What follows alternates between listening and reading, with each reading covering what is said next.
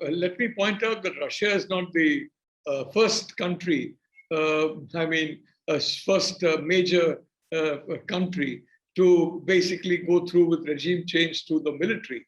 I think there have been other countries that have been far more active in that particular situation, far more active. In fact, there's one particular country that has basically initiated about 80% of all the conflicts in the world.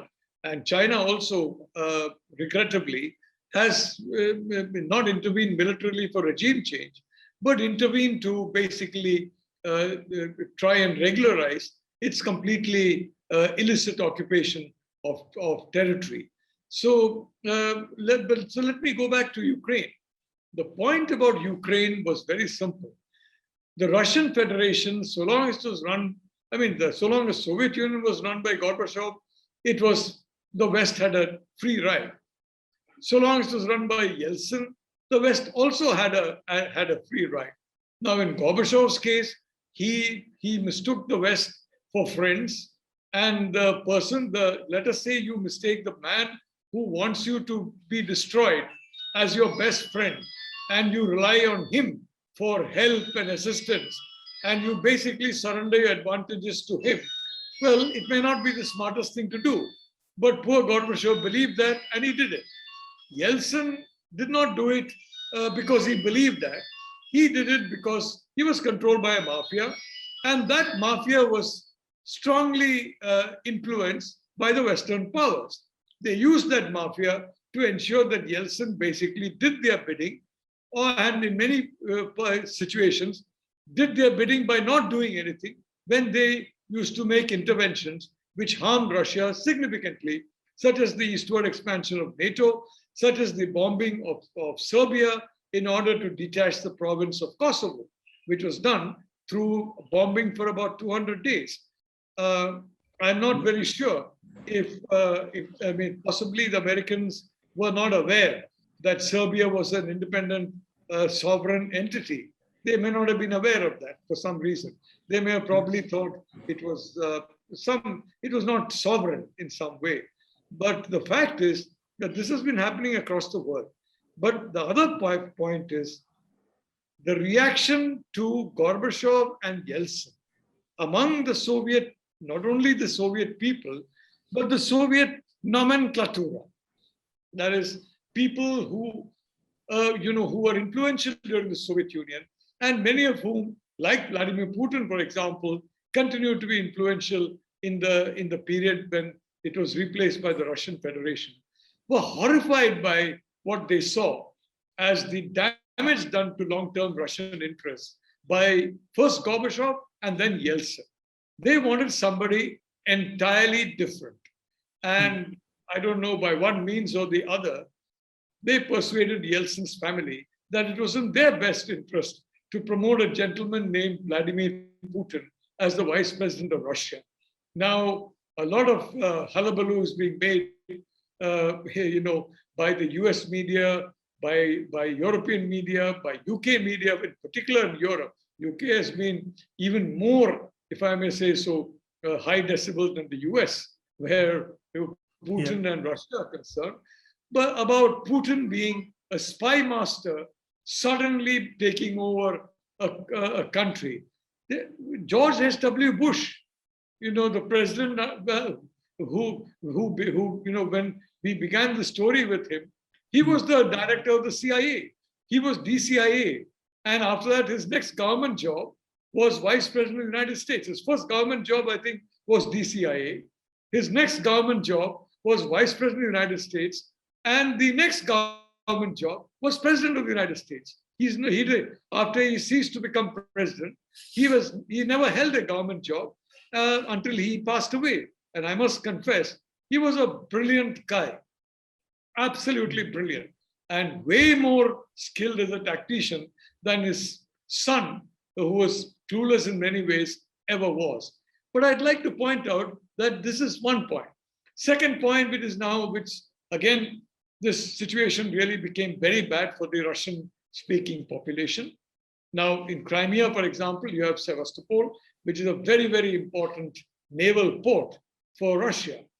And you had a gentleman called Petro Poroshenko, who was essentially telling that Russians should get out of the Crimea, and we can make Sevastopol a NATO base because I'd like to join NATO, and I'd like to put my country in NATO and the European Union. Now, frankly, it was a dagger pointed at the security heart of Russia.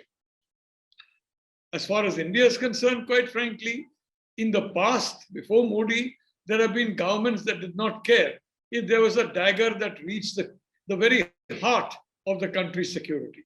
For example, Pakistan developing nuclear weapons by the 1970s. If my information is correct, unfortunately, no government in India shares information with the people of India.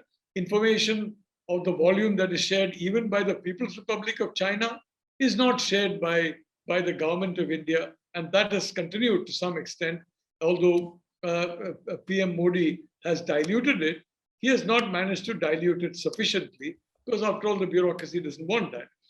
The fact is that at that point in time, according to reports, credible reports, the Israelis offered to help India and to join India in a targeted strike of the Pakistan nuclear facilities and completely closed the chapter of Pakistan as a future nuclear power. I think Rajiv Gandhi was in power at that particular time. And obviously he felt that it was he had to be non-violent. I have no idea why he did it. He sent the IPKF Sri Lanka. Unfortunately, the IPKF had to go back, not because of its bad performance. It performed very well, because Premadasa, the new president of Sri Lanka, very foolishly armed, trained, equipped, and funded the LTT to fight the Indian army. And Premadasa was rewarded by the LTT very richly for that by being sent to heaven by them. So he was given very good reward. If he had gone to heaven, it's a fantastic reward for all that he did for the LTT. And he insisted that India should leave Sri Lanka. India left. But what I'm saying is that we declined that. Now, Yeltsin would probably have done the same. Gorbachev would probably have done the same. There have been multiple instances in which India has, frankly, compromised its security. The obvious ones are, for example, surrender of POK and so many Aksai-Chin, so many other things. It's too long a list. It will take the full half an hour that we have here. But Putin was a different kettle of fish altogether. Now, coming from St. Petersburg, Putin initially tried to be friendly with the Europeans. Putin regarded himself, like Gorbachev, like Yeltsin, as being European. I don't regard Russians as European. They are uniquely Eurasian. They're neither European nor Asian, they're Eurasian. The one Eurasian country in the world is Russia. But I think President Putin believed in the common European home, which was a fiction Gorbachev fell for. And he tried to join NATO. He asked to join NATO. He asked to join possibly the EU. And of course, they said very, very calmly, President Putin's no way. The fact is, he should have learned that before by Clinton's treatment of Russia under Yeltsin, because Clinton completely tried to pastoralize Russia, make Russia an agricultural country, to denude it of its technology, of its industries, so that it would permanently be not a second class, but a third class citizen. And had somebody like Yeltsin come, they would have succeeded in that, than the third person. Fortunately for those who did not want that to happen, Putin turned up. So after 5 or 6 years of going by the Gorbachev line, never the Yeltsin line, of a common European home, Putin eventually realized that, sorry, this is not going to work. The West is never going to accept us. And I had been writing even at that point in time, Germany and France, for example, they would never accept Russia in the EU, because then the Franco-German alliance would lose its domination. The UK would never accept it. No other European country would accept Russia in the EU. It was a fantasy of the Russian leadership and their their Euro preferences. But finally, I think Putin got the message. What happened? You had if I'm again not mistaken, 2008, there was a President Saakashvili in Georgia, another former Soviet state. And this state is also pretty critical to Russian security. Not as much as Ukraine, but critical, let me say. And he said, again, he started making, overtures to NATO. They started responding in private. And let me tell you one thing, Sharon, there is no such thing as private in today's world.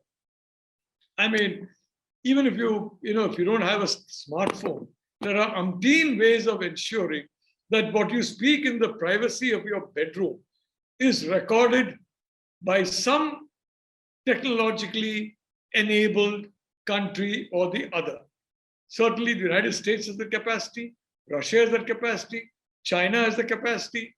I think I'm confident that under Prime Minister Modi, India is building that capacity. We are getting close to that capacity. But this is the point. So, there's no point saying in public, no, that, NATO is not interested. If in private, the NATO leaders have been saying, no, we will join these guys. Let's wait and see if when Putin softens the way Yeltsin had softened, and then we'll ensure that NATO takes over Georgia and then Ukraine. This would have been a very heavy blow to Russian security. Putin immediately acted, detached two properties of Georgia, two territories of Georgia, which were basically as an example to Georgia that, look, you can't get away. Eventually we are there and we'll come in and we'll occupy you. And they were going to do that when the Georgians finally cried uncle.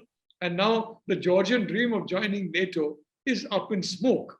Because if Georgia is admitted into NATO or the European Union, there will be a war with Russia, with NATO, by NATO and the European Union. Russia will not tolerate it. So that was an example. Right. Then Ukraine, as I recall, in 2014, you had a gentleman who was a billionaire by Ukrainian standards, a chap called Petro Poroshenko, who also had the same dream of joining his country to NATO, of becoming a part of the European Union. And I think, according to the information that reached the Kremlin, which was correct or not, I don't know, and whether my information is correct or not. After all, I don't know what's going on in the Kremlin. I don't know what's going on in South Bloc. I don't know what's going on in the White House. I don't know what's going on in Zhongnanhai in China. I don't know what's going on anywhere because I'm completely outside the government. I have no role in government at all. And I don't believe too many people in government take me seriously. But I must confess that it's therefore, friends like you do, but I don't think anyone in government does. But having said that, I think it was very clear to the Kremlin that this country was Poroshenko was going the Saakashvili way. And they acted. Once again, they acted. And how do they act? They detached Crimea from the rest of Ukraine. They detached some eastern territories from the rest of Ukraine. They took nibbles, not really bites, because the entire oblast, the districts were not annexed. About 1/3 of the district of each of the two districts of the eastward side of Ukraine were annexed as a lesson to the Ukrainians. Don't fool around with us, because if you do, we'll eat you up alive. Well, I was under the impression after that NATO will be sensible, that whoever leads Ukraine will be sensible. But as it happens, a gentleman whose main professional competence has been in comedy is now participating in, I'm sorry to say, not a comedy, but a terrible tragedy for his people. A terrible tragedy. What the Ukrainian people are facing today is a tragedy. And you're perfectly right. It has been caused by the Russian entry into large parts of Ukraine. And it is reaching a stage in which the Russian army is going to occupy the whole of Ukraine. They've already taken care of any any air protection they have, naval protection. Now it's gone. The army will be next. So it is horrible pain. But, it was predictable pain.